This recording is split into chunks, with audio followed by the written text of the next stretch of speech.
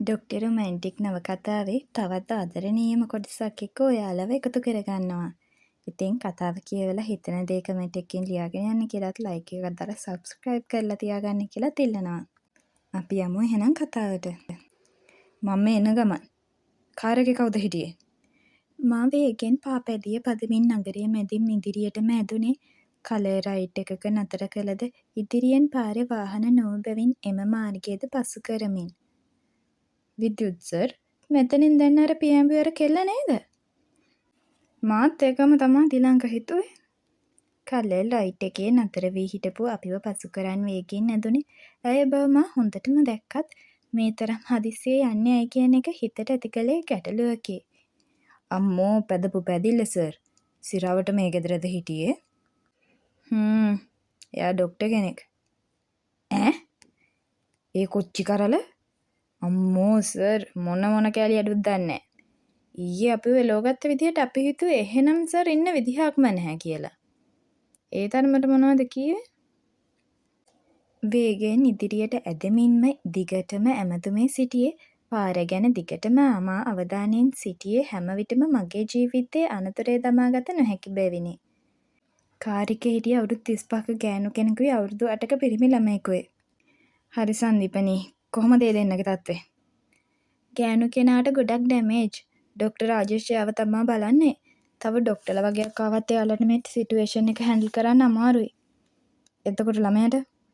එයාට නම් එතන කවුලක් නෑ ඩොක්ටර්. තුන්වෙනියට මොකද?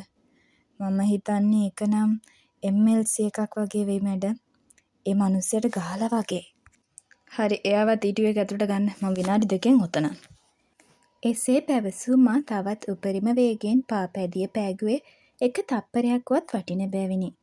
රෝහලේ ප්‍රධාන දොරකඩටම පැදගෙන ගිය බයිසිකලය අතහැරී මම එයින් පැන ඇතුළට දිව්වේ. Security uncle බයිසිකලයට ලන්වන විටයි. මෙලෙස හදිසි අවස්ථාවල වෛද්‍යවරුන් නවත්තන වාහන පාක් කර යතුර ගෙනත් දීම ඔවුන්ගේ රාජකාරිවලට එකතු අමතර වැඩකි. ඇතුල් වෙන දොරින් ටිකක් ඉදිරියට දකුණු පැත්තේ දෙවන ශාලාව වන EDU රූම් එක ඇතුල් වෙන්න බලා දිව්වත් 15ක පමණ පිරිසක් දොර වට කරගෙන සිටිය මට සිම් කෝපයක් එන විටයි. එහාට යනවා. ඇතුළේ තොවිල් නටන්නේ නෑනේ. ඒ සද්දෙට හැමෝම මා දෙස බලන ඇසිල්ලෙන් පිරිස තල්ලු කරගෙනම ගොස් දොර ඇරියේ ඇතුළු වන පමාවට දොරත් වහමින්. බෑග් එක මේසයෙන් අතෑරී මා නිල් පාට විශාල සැනිටයිසර් බෝතලෙන් අතට ස්ප්‍රේ කරගන්න ගමන්ම හෙදියක් දුන් ග්ලව්ස් බොක්ස් එකෙන් ග්ලව්ස් දෙක දාගනිමින් ලන්වුනේ මාක්ස් එක නහය හා කට වැහෙන ලෙසම පැළඳ ගනිමිනි. රාජේෂ් ඒ වන විටත් කාන්තාවට CPR කර ඇයව මැෂිමට සම්බන්ධ කර තුවාල ගැල බනිමින් සිටියේ.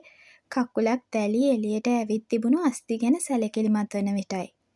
ඉතාමත් දක්ෂ මෙන්ම වේගවත් වෛද්‍යවරයෙකු රාජේෂ් ඒ කාන්තාවට ප්‍රෙෂර් බැන්ඩේජ් එක දමන්නට සූදානම් වන අතරේ මා හෙදියකට කතා කොට ඒප්‍රන් එකක් පැළඳ අනෙක් ලෙඩාට ලන්වන්නෙමි. ඔහු සිහිය නැතිව සිටි අතර ඔහුට සම්බන්ධ කර තිබූ මොනිටර් යන්ත්‍රයේ පෙන්වන හෘද ස්පන්දනය දුර්වල වුවත් එය එකම රිද්මයකට වැටුණි. නමුත් BP ගොඩක් ඩ්‍රොප් වන බව පෙනෙන විට මම කලබල වුණෙමි. ගුඩ් සුරේනි, ලෙඩා ෂොක් එකකට යන්න කලින් නෝමල් සේලයින් එකක් පටන් ගත්ත එක. ඔහුගෙන් අධික ලෙස ලේ පිටවෙන තුවාල කිහිපයක්ම තිබූ බව පෙවුනේ. දන් හිස අසලින් සහ හිසෙන් තවමත් ලේ වැස්සෙන බැවිනි. ඉක්මනට මේ ලෙඩාගේ ලේ ටයිප් එක චෙක් කරලා ක්‍රොස් මැච් එකට යවන්න. ඒ අතරම BP තව ඩොප් වෙනවා මැඩම්. සඳුනි කෑ ගැහුවේ මොනිටරයේ තිබූ රතු ඉලක්කම් දෙස බලමිනි. සඳුනි ඉක්මනට ඇන්ට්‍රි ඇම්පියුල් එකක් ලෑස්ති කරන්න. ඒකම ට්‍රැනික්සමින් ඇසිඩ් ග්‍රෑම් එකක් IV දෙන්න. ලේ යන එක නතර කරන්න ඕන ඉක්මනට. මම නියෝග කළෙමි. රාජේෂ් විසින් ස්ථාවර තත්ත්වයට ගත් කාන්තාව වහාම ICU එකට යවුනේ වෙනත් ඩොක්ටර් කෙනෙකුගේ අධීක්ෂණය යටතේය. රාජේෂ්ද මේ ලෙඩාට ලන් වූ බැවින් මම සුසුමක් ගත්තේ දැන්ය. තරුණ කඩවසම් බවක් ඉස්ලූ ලෙඩාගේ තුවාල කැපීම් වලට වඩා තැලිම් වූ නිසාම සිරුර දැනටමත් දම්පාට වී තැනින් තැන ඉදිමී තිබුණේ. ඒවා දුටු විට මට හැඟුණේ ඒවා දැන් සිදු වූ දේවල් නොවන බවයි. බ්ලඩ් ගෲප් එක O positive madam. Blood pack කිහිපයක් ඉක්මනට ලැබෙයි. ශේෂ්ඨයේ පළපුරුද්දක් තිබූ වැඩිමහල් හෙදියක් වූ සුරේනි එසේ පැවසුවේ කළ යුතු දේ පිළිබඳව ඇයට හොඳ වැටහීමක් තිබූ බැවිනි. Good job Sureni. රාජේෂ් ඉක්මනට ෆාස්ට් එකක් කරලා බලමුද? මොකද ඉන්ටර්නල් බර්ඩන් එකක් තියෙනවා වගේ. මටත් ඒකම හිතුණා කුට්ටි. සඳුනි ස්කෑන් මැෂින් එක ගේන්න. එසේ පැවසූ මා ඔහුගේ කලිසමේ තුවාල වී ඉරුණු තැන් හොඳින් බැලීමට පහළ සිට කලවා දක්වාම කපා දැමුවේ වම් කකුලේ දණහිස අසලින් දැඩි ලෙස තැලී තිබෙන බවට දකින විටයි. රාජේෂ්, ඔයා ස්කෑන් එක ගන්න. සඳුනි ටිකක් කකුල බලන්න. මොකක්ද අර එළියේ කෑ ගහන්නේ? එසේ අසමින් මා සැරසුනේ එළියට යන්න වුවත් ග්ලව්ස් දෙක ගලවා ඩස්බින් එකට දමා දොරට අත තිබෙනවත් සමගම රාජේෂ්ගේ හඬ මා නැවත හැරවිය. කුට්ටි, ලිවර් වලට ඩැමේජ් වෙලා වගේ. ඔව් ෂිට්. එසේ පවසමින් මා නැවත අලුත් ග්ලව්ස් දෙකක් දමා ගත්තේ කුඩා ස්කෑන් යන්ත්‍රය අතටගෙන එය බඩහරහා පිරිමදිමින් ලිවර් අවට මදක් වැඩියෙන් බැලුවේ කුඩා තිරය මත එතන වෙනසක් පෙන්වන විටයි. සුරේනි, ඔය ටිකට කෝල් කරන්න. තව ටිකකින් ලෙඩෙක් ගේනවා කියලා සර්ජිකල් ටීම් එකට රෙඩි වෙන්න කියන්න. ඩොක්ටර් අමරසූරියටත් ලෑස්ති වෙන්න කියන්න. මේ වෙලාවට මහ වැඩක් නෑනේ. සඳුනි මිස්, තව බ්ලඩ් බෑග් දෙකක් ගෙන්න කියන්න. එසේ පවසමින් මා රාජෙට් සමග එකතු වී ලෙඩාට කැතීටරයක් දැමුවේ වකුගඩු ගැනද සැලකිලිමත් වීමට අත්‍යවශ්‍ය බැවිනි. දොර ඇරෙන වැහෙන ගානට එළියෙන් ඇහෙන සද්ද නිසා මම හිටියේ ඇත්තටම තරමක කෝපයෙනි. රාජේෂ්, මම එළිය බලන්න එන්නම්. ඔළුව නම් අපි සිටි එකක් ගමු පස්සේ. දැනට කකුලට මොන හරි කරන්න. එසේ පැවසූ මා නැවත ග්ලව්ස් දෙක ගලවා එළියට ගියේ තරුණ ලෙඩාගේ ලෙයින් පැල්ලම් වී තිබුණු ඒප්‍රනයේද ගලවා දමමිනි. මෙතන ඇතුලේ අමාරු ලෙඩ්ඩු ඉන්නවා. ඇයි ඔයාලා මේ තරම් සද්ද කරන්නේ? පුළුවන් තරම් නිවුණු කටහඬකින් මම එහෙම ඇහුවේ මොන වුණත් තමන්ගේ කෙනෙක්ට දෙයක් වුණාම කලබල වෙන එක ඕනම මිනිස්සෙක්ගේ හැටියක් නිසා වෙනි. අපිට ඇඩෙන්නල්ල එක කතාවක් නෑ. අපිට ඩොක්ටර් කෙනෙක් එකයි කතා කරන්න ඕනේ. අරු ගැන දැනගන්න. දොර වටා සිටි සියලුම පිරිමින් එක එල්ලේ මා දෙස බලා සිටින අතරේ ටිකක් කෙට්ටු හීන්දෑරි කොණ්ඩේ පැත්තකට සුදු පාට කර සිටි තරුණයෙක් එසේ පැවසුවේ මා මවාගෙන සිටි සංසුන්කම වාෂ්ප කර දමමිනි. එහෙමද? එහෙනම් මේ ඇටෙන්ඩන්ට් සිකුරුට කතා කරනකම් ටිකක් ඉන්න මිස්ටර්. අත මිටමොලවාගෙනම ඔහු දෙස එකෙල්ලෙම බැලූ මා උස් හඬින් කතා කළේ සිකුරිටිටයි. සිකුරිටි! දොර ළඟ සිටි ඔහු දිවයින පමා වැටි සියලුම ඇස් මා වෙතට යොමු වුණත් ඒත් මගේ ඇස්වලට පෙනුණු ඊටියු එක ඉදිරියේ නැති පුටුවක වාඩි වී දෑතින්ම හිස තෙරපගෙන බිම බලාගෙන සිටින කුඩා පිරිමි ළමයෙකි.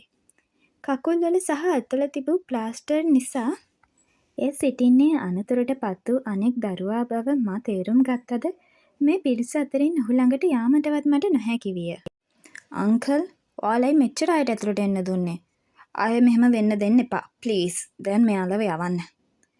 සිකියුරිටි අංකල්ට එසේ පැවසූ මා පිරිස අතරින් යන්නට ගියත් නැවත සිටි තැනම නතර වී හැරුණේ කන වැකුණුවේ කතාව නිසයි. බලපංකො බංකටු කන බැල්ලිගේ සැර. යකෝ ඩොක්ටර්ලාගේවත් මෙහෙම රැස් නෑ. ස්තුතියි කතාව ඇහුවට කියෙව්වට. දැන් මේ තියෙන්නේ තොරතුරු ටික දැනගන්න වෙලාව. ඕටි ශල්‍ය කර්ම සිදු කරන කාමරය හෝ අංශයට. MLC පොලික්ස් පරීක්ෂණයක් අවශ්‍ය විය හැකි රෝගී අවස්ථා. CPR යම් පුද්ගලයෙකුගේ හෘද ස්පන්දනය හුස්ම ගැනීම නතර වූ විට නැවත හදවත පන ගැන්වීම සහ මොළයට ඉදිරි යැවීමට දෑතින් පපුව තෙරපමින් ලබා දෙන ප්‍රතිකාරයයි. ප්‍රෙෂර් බෑන්ඩේජ් රෙදි කැබැල්ලකට වඩා මදක් ඇලෙන සුළු ගතියකින් යුක්ත රෝගියාගේ අවයව තද කර බැඳීමට ගන්නා වෙළුම්පති. BP ඩ්‍රොප් වීම රුධිර පීඩනය සාමාන්‍ය මට්ටමට වඩා බොහෝමින් අඩුවීමයි. ෂොක් එක ශරීරයේ ඉන්ද්‍රියන් මොළය හදවත වකුගඩු වගේ ජීවීව පවත්වා ගැනීමට අවශ්‍ය තරම් රුධිරය සහ ඔක්සිජන් ප්‍රමාණයක් නොලැබී යන අවස්ථා.